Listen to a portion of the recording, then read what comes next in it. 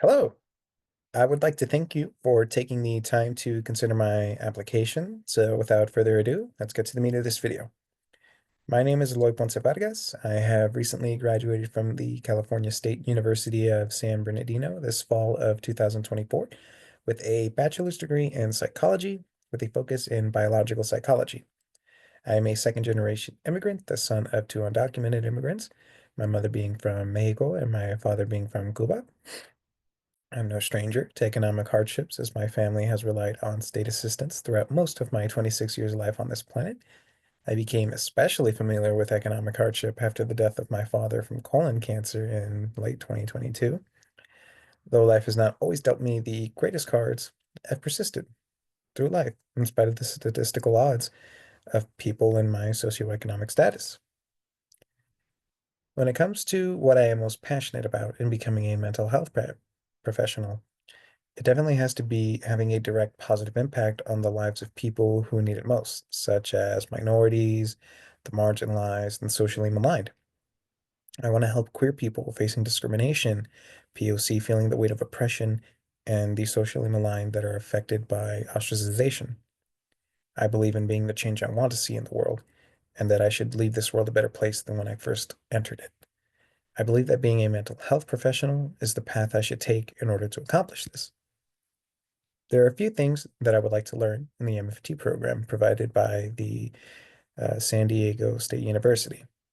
The first being receiving a better fleshed out understanding of family dynamics. It is clear that there are a number of dynamics in the traditional family structure, particularly that of Western families, such as the hierarchical power structure that is usually dominated by the father, the emotional caregiving role that mothers are usually responsible for, and the obedient role of children who are expected to follow the wishes and meet the expectations of their parents.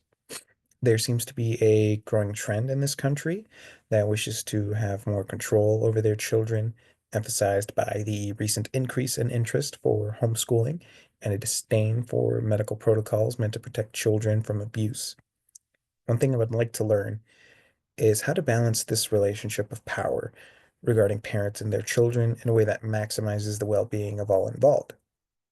One in which the autonomy of children is acknowledged and respected while still giving the parental figures the authority they need to properly guide the child through life. Another topic I am interested in learning through the program is learning when to switch from one method of treatment to another.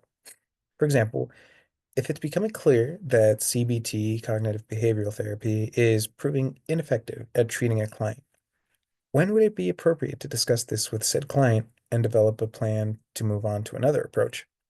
How can therapists enact this and not lose faith from their client? When choosing a new approach, is there a certain protocol to follow regarding the next appropriate treatment? Is this done on an individual to individual basis? Questions of that sort come to mind. I imagine that the contribution that I will make while working with others to provide them with mental health services is giving them the tools they need in order to be the best version of themselves. This is something I experienced personally. While in therapy for my chronic depression, I underwent CBT therapy, which gave me the tools to look at and engage in certain aspects of my thought processes differently. Another contribution would be creating a safe space for people to honestly engage with their emotions and troubles. We're currently living through a reactionary backlash to the social progresses we have made in this nation over the last few decades.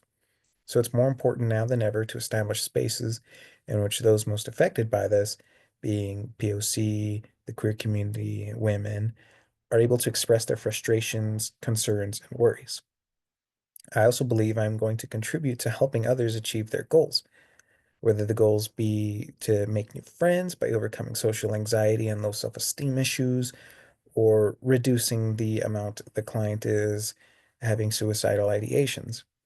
By creating plans to incrementally achieve these goals, it moves mountains regarding the mental health of these individuals. The combination of my life experiences and education, along with my personal ethos of justice and harm reduction, makes me an excellent and qualified candidate for admission to the San Diego State University MFT program. Should I be afforded the opportunity, I would happily surpass the standards set before me. Thank you for your consideration and for your attention. I hope to see and hear from you guys soon. Thank you.